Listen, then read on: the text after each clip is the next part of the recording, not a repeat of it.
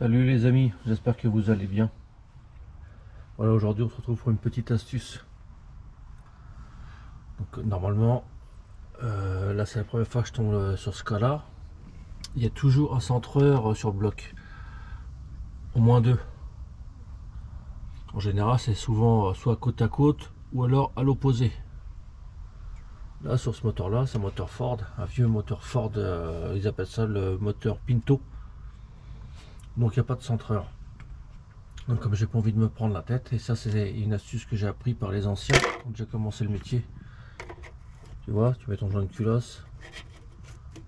Je fais voir avec le vieux bien sûr. Donc tu vas mettre ton joint de culasse. Et après tu vas venir poser ta culasse dessus. Mais comme elle est en fonte et qu'elle est lourde, tu vas la poser. Et après tu vas chercher un peu, ton joint de culasse il va bouger. Tu vas pas tomber en face des trous. Tu vas t'énerver. Et c'est pour ça qu'ils mettent des centreurs. Pour bien centrer la culasse sur le bloc. Et puis en plus ça permet, tu vois, tu mets ton joint de culasse sur le centreur. Et ça permet de pouvoir mettre ta culasse sans qu'il bouge. Bon bah tu vois, tu récupères tes vieilles vis de culasse, ce qui était normalement censé les changer, les remplacer, hein. Surtout sur internet maintenant, c'est pas pour prix que ça coûte. Donc tu prends une vieille vis de culasse, tu lui sautes la tête avec une disqueuse ou une scie à main, hein.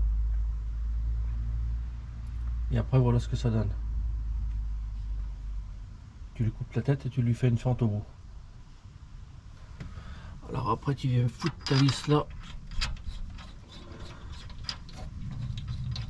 Là tu la visses un petit peu. Tu en mets une deuxième. Là tu la à l'opposé, tu la croises.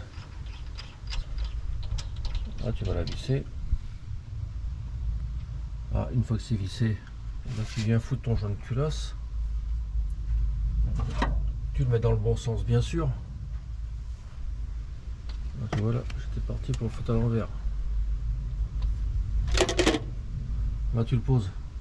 T'as vu, ton joint ne bouge pas. Si tu veux, tu peux mettre d'autres vis.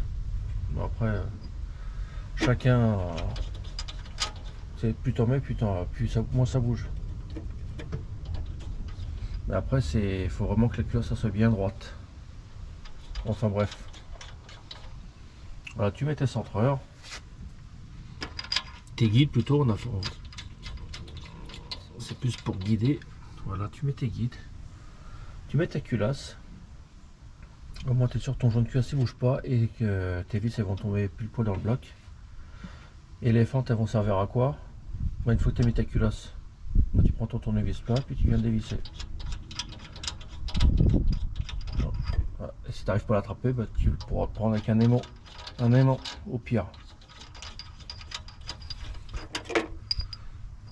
Donc voilà, tu as vu l'astuce.